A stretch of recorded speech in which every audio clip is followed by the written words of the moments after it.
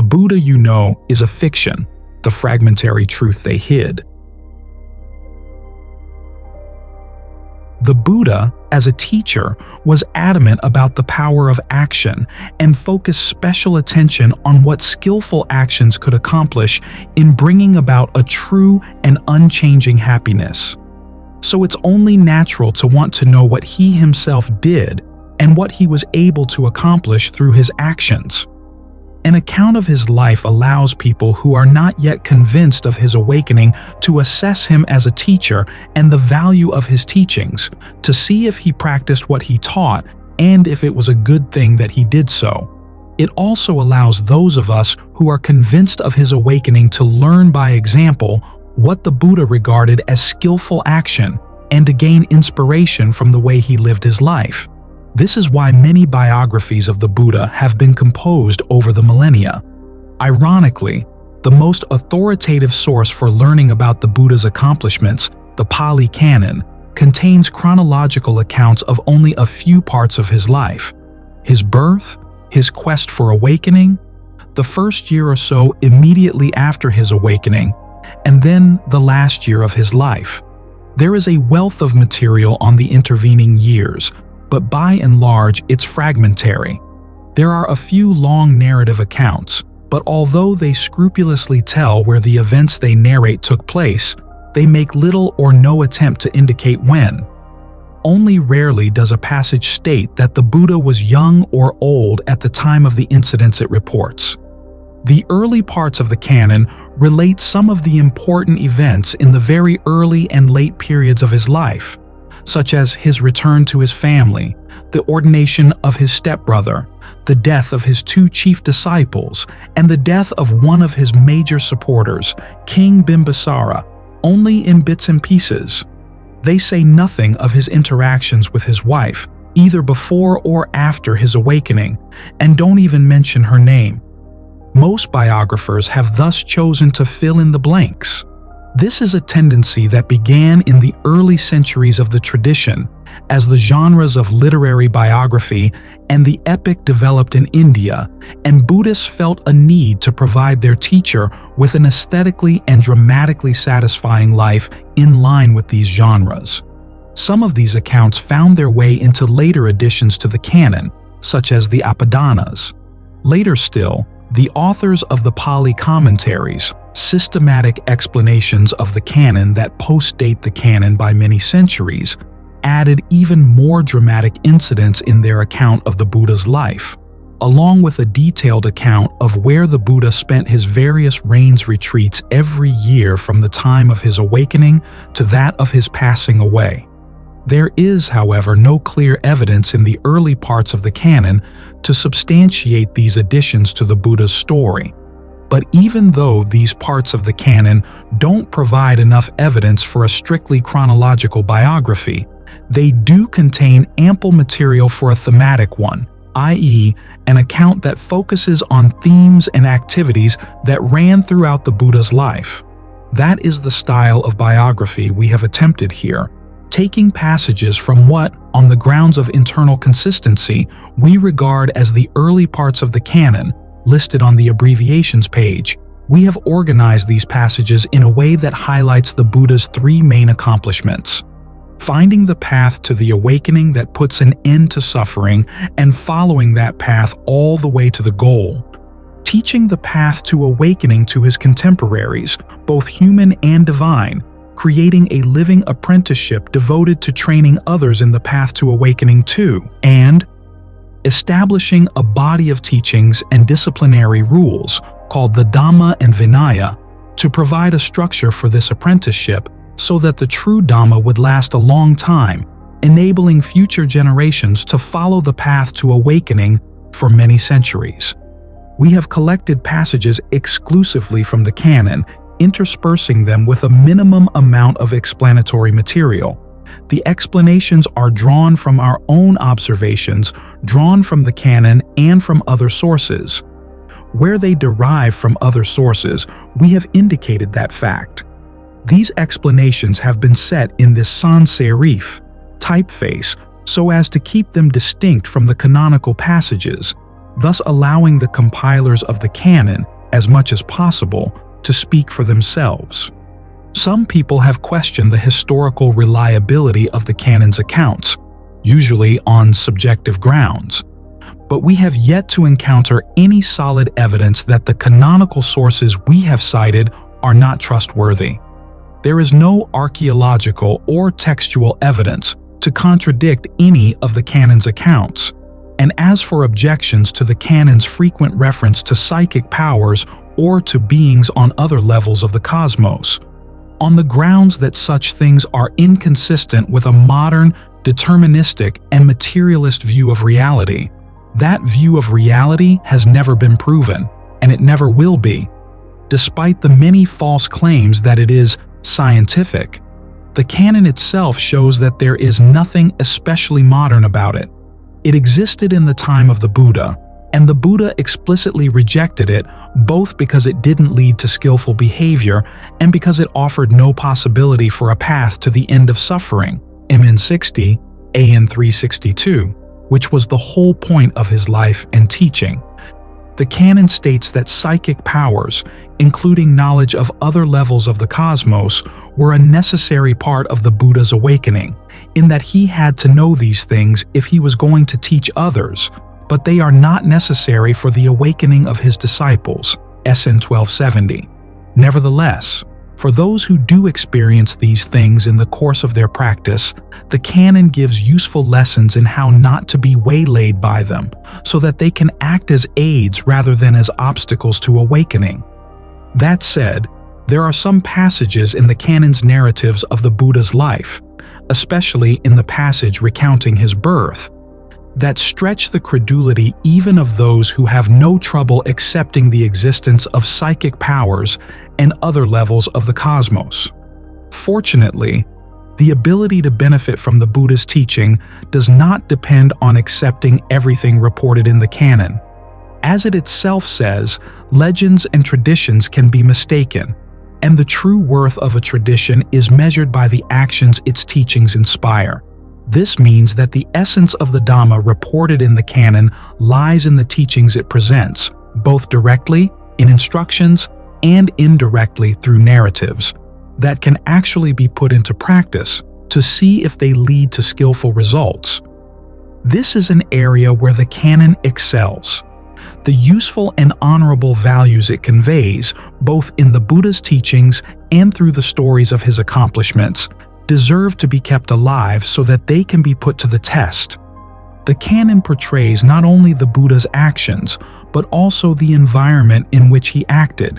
Narratives in the suttas, or discourses, introduce us to the individuals and the issues he was responding to in teaching the Dhamma, allowing us to see which questions he felt were important to answer and which were best left aside as irrelevant to the message he was trying to convey. The suttas also show us the opposing viewpoints of contemporary teachers so that we can assess the extent to which his awakening and his Dhamma were genuinely new within his cultural context. By clearly delineating what the Dhamma is not, these accounts also help to clarify what the Dhamma is. And they teach us an important lesson about the Buddha as a debater, firm but fair in arguing with his opponents, and always keeping their genuine best interests in mind. In a similar vein, narratives in the Vinaya show us the incidents he was responding to when legislating rules for the monastic Sangha, as well as the standards he wanted the rules to embody. Although many of the passages in the Suttas and Vinaya were composed by his followers from the point of view of an omniscient narrator, a role attributed to Ven, Ananda for the Suttas, and to Ven, Upali for the Vinaya, the canon also reports more personal perspectives on the Buddha's accomplishments, sometimes from the point of view of individual followers, sometimes from that of his opponents, and sometimes from the Buddha himself. The Buddha's own observations on his accomplishments are of special interest. As he taught his son, Ven Rahula, actions are best judged in terms of the motivation underlying them, what they are intended to accomplish, and at the actual results they produce. For this reason, we have focused attention on the Buddha's own reports of what he was trying to accomplish in his search for awakening, what he learned from his awakening, what standards he used to judge his awakening as valid and complete, what he was trying to accomplish by teaching, what he felt his duties as teacher were, and how he judged the success of his efforts. In the case of the awakening, it's easy to find answers to these questions because most of the accounts of his search for awakening and of the awakening itself are told from the Buddha's own point of view. In the case of his mission in teaching, we have had to collect various passages scattered throughout the canon that give an idea of his pedagogy, i.e., his ideas about what counts as a responsible and effective way to teach, the extent to which the success of a teaching depends on the teacher, and the extent to which it depends on the students, both among his contemporaries and in succeeding generations. You will find the answers to these questions as you read through the book, but we would like to highlight a few of the points we found most striking as we assembled the material and to explain some of our editorial choices. The first point is the amount of adversity the Buddha had to face in bringing about all three of his major accomplishments. Traditional and modern portrayals of the Buddha tend to emphasize the inevitability of his success, but the accounts in the canon show that it was rarely effortless. In the Buddha's own words, his awakening required that he be heedful, ardent, and resolute in developing all the personal character traits that would enable him to awaken.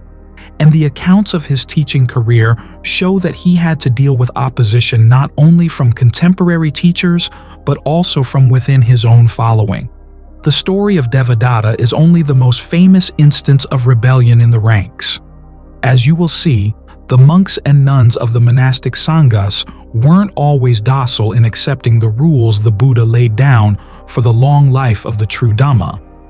As the Buddha himself said, a great deal can be learned about a person through observing how he or she deals with adversity, so we felt it important to include stories of the Buddha facing difficulties, both as evidence of his character and as inspiration for those who are following his path.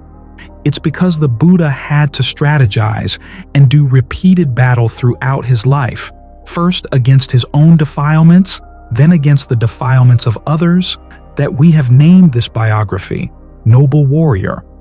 Not only was he born into the noble warrior class, he also fought, and often won, the most noble of battles. Another striking point about the canonical accounts is that the Buddha repeatedly described his quest for awakening, on the one hand, as a search for the deathless, i.e., something totally unconditioned, and on the other as a search for what is skillful, i.e., a course of action that would effectively and harmlessly lead to the deathless. To search for the deathless was in itself an audacious aim. To hope for a path of action, which would have to be conditioned, to lead to something unconditioned flew in the face of every known understanding of causality in his time. This is why, when he had attained awakening, he often expressed the lessons of awakening in terms of a novel principle of causality that had a direct bearing on human action. This emphasis on actions and the great things they could accomplish formed the underlying theme for all of his teachings. As for the awakening, we were struck by the wide variety of angles from which the Buddha described this event. It was obviously a multifaceted experience in terms of the efforts that led there and the lessons learned in the course of the awakening itself. And because it was the central event in the Buddha's life, we have tried to gather as many of these facets from the canon as we can. This has had the effect of delaying the pace of the book's narrative, as a single event is retold many, many times from different angles, but for the sake of added depth, we felt it important to risk these delays. Think of the repeated accounts as a collection of eyewitness accounts, allowing for a fully rounded view of a momentous event. For all the many facets of the awakening, it's also striking to note what the Buddha did not describe as part of his awakening. despite the claims we hear often at present that awakening means discovering annihilation, non-duality, the oneness of all being, the ground of being, the existence of the true self, or the non-existence of the self, however self might be defined. None of these ideas played a role in the Buddha's own account of his awakening or of the standards he used to judge his awakening to be complete. In fact, the canon contains passages explicitly rejecting these positions. See, respectively, SN 2285, AN 1029, SN 1248, MN 1, MN 22, and MN 2.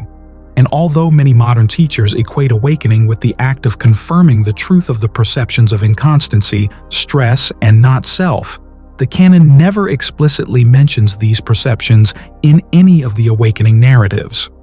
Now, these perceptions do play an implicit role in the path leading to awakening, as means for realizing the drawbacks of fabricated experience.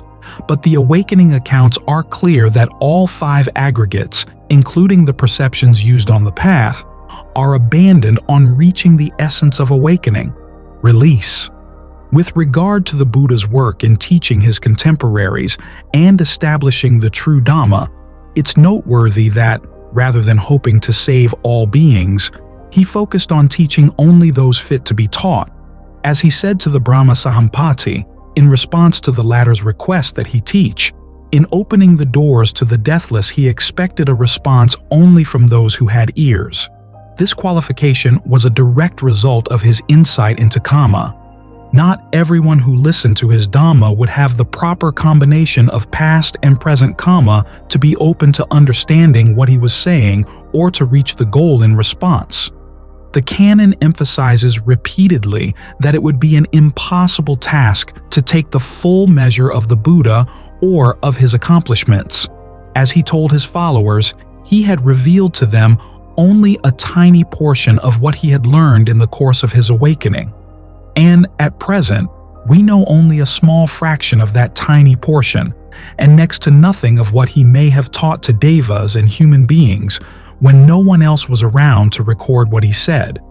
As for the Buddha as a person, the canon insists that, following his release from all attachments, he cannot even be regarded as a being, that he is limitless like the ocean, MN 72, and that the full range of his powers and virtues is inconceivable, AN 477.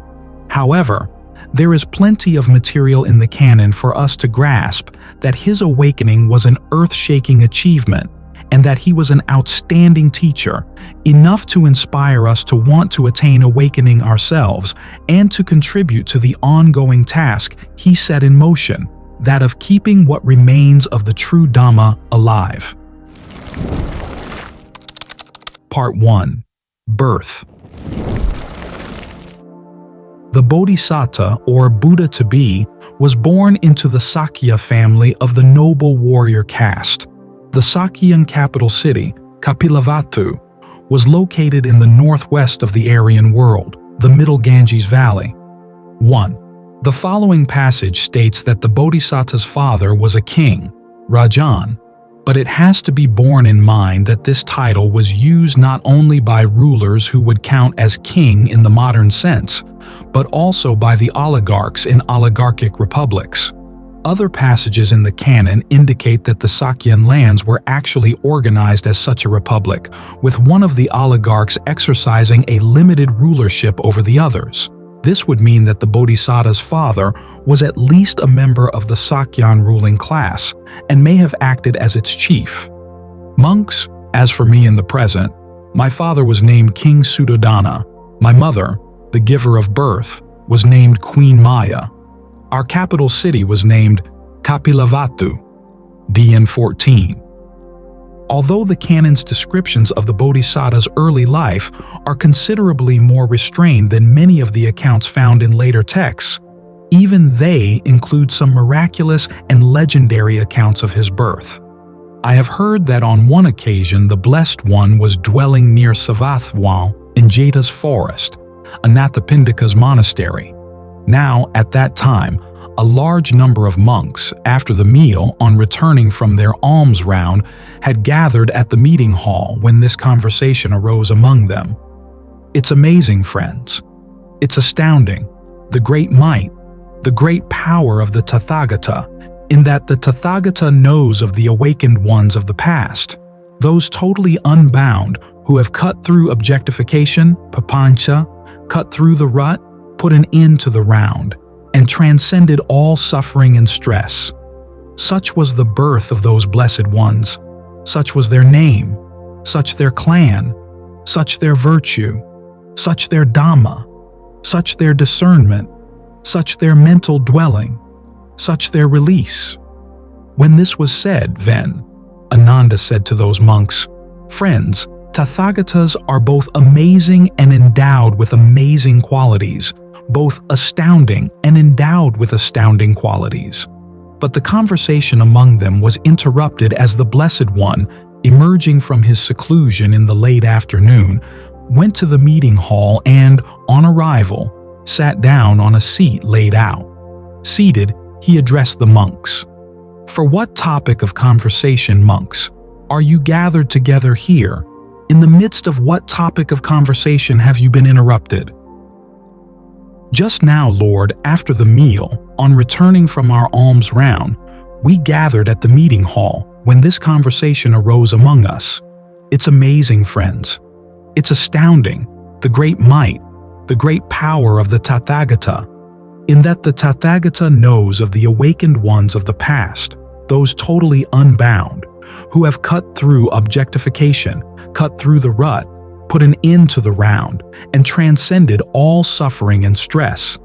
Such was the birth of those blessed ones, such was their name, such their clan, such their virtue, such their Dhamma, such their discernment, such their mental dwelling, such their release." When this was said, then, Ananda said to us, "Friends, Tathagatas are both amazing and endowed with amazing qualities, both astounding and endowed with astounding qualities." But the conversation among us was interrupted when the Blessed One approached. Then the Blessed One said to Ven, "Ananda, that being the case, Ananda, elaborate to a greater extent on the Tathagata's amazing and astounding qualities." "In the Blessed One's presence, Lord, I have heard this. In the Blessed One's presence, I have learned this. Mindful and alert, the Bodhisattva appeared among the devas of the Tusita host. And the fact that, mindful and alert, the Bodhisattva appeared among the Tusita host, I hold this to be an amazing and astounding quality of the Blessed One. In the Blessed One's presence, Lord, I have heard this. In the Blessed One's presence, I have learned this. Mindful and alert, the Bodhisattva stayed for a full lifespan in the Tusita host. EY, mindful and alert, the Bodhisattva, descending from the Tusita host, alighted in his mother's womb. When the Bodhisattva, mindful and alert, descended from the Tusita host and alighted in his mother's womb, a great, measureless radiance, surpassing the effulgence of the devas, appeared in the cosmos with its devas, maras, and brahmas, in this generation, with its contemplatives and brahmins, its royalty and common people, even in the intercosmic intergalactic, void of the unrestrained darkness, pitch-black darkness, where even the light of the sun and moon, so mighty, so powerful, doesn't reach. Even there the great measureless radiance surpassing the effulgence of the devas appeared, and the beings reborn there perceived one another by that radiance. So other beings have been reborn here too. And so this 10,000-fold cosmos shivered and quivered and quaked, while the great measureless radiance appeared in the cosmos, surpassing the effulgence of the devas. When the Bodhisattva, mindful and alert, had alighted in his mother's womb, 4 male devas came to guard him from 4 directions, thinking, "May no human or non-human beings, or anyone at all, harm the Bodhisattva or his mother." When the Bodhisattva had alighted in his mother's womb, The Bodhisattva's mother was naturally virtuous, abstaining from taking life, abstaining from taking what is not given, abstaining from sexual misconduct, abstaining from telling lies, abstaining from distilled and fermented drinks that cause heedlessness. Gyak. When the Bodhisattva had alighted in his mother's womb, there appeared in the Bodhisattva's mother no intention imbued with sensuality toward men, and the Bodhisattva's mother was inaccessible to any man with an impassioned mind. Call. When the Bodhisattva had alighted in his mother's womb, the Bodhisattva's mother was one who received the 5 strings of sensuality. She lived endowed and provided with the 5 strings of sensuality. When the Bodhisattva had alighted in his mother's womb, there appeared in the Bodhisattva's mother no illness. She was happy and unafflicted in body, and she saw the Bodhisattva within her womb with all his limbs and no inferior faculties. Suppose that there were a beryl gem, beautiful, radiant, 8-faceted, well-cut and polished, and through it were strung a blue, yellow, red, white, or beige thread. And then a man of good eyesight, taking it in his hand, would contemplate it. This is a beryl gem, beautiful, radiant, 8-faceted, well-cut and polished, and through it is strung a blue, yellow, red, white, or beige thread. In the same way, when the Bodhisattva had alighted in his mother's womb, the Bodhisattva's mother experienced no illness. She was happy and unafflicted in body, and she saw the Bodhisattva within her womb with all his limbs and no inferior faculties. When the Bodhisattva had been born 7 days, the Bodhisattva's mother passed away and reappeared in the Tusita host. 1. Whereas other women give birth after nurturing the fetus in the womb between 9 and 10 lunar months, that's not how the Bodhisattva's mother gave birth to the Bodhisattva.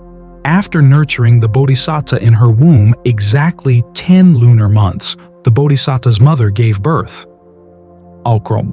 Whereas other women give birth while sitting or lying down, that's not how the Bodhisattva's mother gave birth to the Bodhisattva. The Bodhisattva's mother gave birth to the Bodhisattva while standing. When the Bodhisattva left his mother's womb, Devas received him first, and then human beings. When the Bodhisattva left his mother's womb, but before he reached the ground, 4 male devas received him and set him in front of his mother, saying, "Be gratified, O Queen. A son of great influence has been born to you."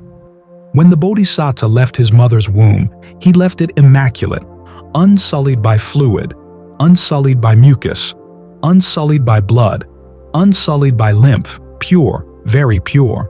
Just as when a gemstone is placed on kasi cloth, neither would the gemstone sully the cloth, nor the cloth the gemstone. Why is that? Because of the purity of both. In the same way, when the Bodhisattva left his mother's womb, he left it immaculate, unsullied by fluid, unsullied by mucus, unsullied by blood, unsullied by lymph, pure, very pure. When the Bodhisattva left his mother's womb, 2 streams of water appeared from the sky, one cool, the other warm, to wash the Bodhisattva and his mother. As soon as the Bodhisattva was born, he stood steadily with his feet on the ground and, facing north, took 7 steps while a white parasol was held over him. Surveying all the directions, he made a bellowing statement, "I am the foremost of the world. I am chief of the world. I am the best of the world. In the Blessed One's presence, Lord, I have heard this. In the Blessed One's presence, I have learned this." When the Bodhisattva left his mother's womb, a great measureless radiance surpassing the effulgence of the Devas appeared in the cosmos with its Devas, Maras, and Brahmas, in this generation with its contemplatives and Brahmins, its royalty and common people. Even in the intercosmic void of the unrestrained darkness, pitch-black darkness, where even the light of the sun and moon, so mighty, so powerful, doesn't reach. Even there, the great measureless radiance surpassing the effulgence of the Devas appeared. and the beings reborn there perceived one another by that radiance. So other beings have been reborn here too. And so this 10,000-fold cosmos shivered and quivered and quaked, while the great measureless radiance appeared in the cosmos, surpassing the effulgence of the devas. And the fact that when the Bodhisattva left his mother's womb, this 10,000-fold cosmos shivered and quivered and quaked, while the great measureless radiance appeared in the cosmos, surpassing the effulgence of the devas. I hold this, too, to be an amazing and astounding quality of the Blessed One. That being the case, Ananda, you can hold this, too, to be an amazing and astounding quality of the Tathagata. There is the case where feelings are known to the Tathagata when they arise, known when they remain, known when they subside. Perceptions are known to the Tathagata when they arise, known when they remain, known when they subside. Thoughts are known to the Tathagata when they arise, known when they remain, known when they subside. You can hold this too, Ananda, to be an amazing and astounding quality of the Tathagata. The fact, Lord, that feelings are known to the Blessed One when they arise, known when they remain, known when they subside. Perceptions are known to the Blessed One when they arise, known when they remain, known when they subside. Thoughts are known to the Blessed One when they arise, known when they remain, known when they subside. I hold this too, Lord, to be an amazing and astounding quality of the Blessed One. That is what Ven, Ananda said. The teacher was in approval, gratified, the monks delighted in Ven, Ananda's words. MN 123. Asita the seer, in his midday meditation, saw the group of 30, Sakka the king, and devas dressed in pure white, exultant, ecstatic, holding up banners, cheering wildly. And on seeing the devas so joyful and happy, having paid his respects, he said, "Why is the deva community so wildly elated? Why are they holding up banners and waving them around? Even after the war with the Asuras, when victory was the devas, the Asuras defeated, even then there was nothing hair-raising like this. Seeing what marvel? Are the devas so joyful? They whistle, they sing, play music, clap their hands, dance. So I ask you, who live on Mount Meru's summit, please dispel my doubt quickly, dear sirs. The Bodhisattva, the foremost jewel, unequaled, has been born for welfare and happiness in the human world, in a town in the Sakyan countryside, Lumbini. That's why we're contented, so wildly elated.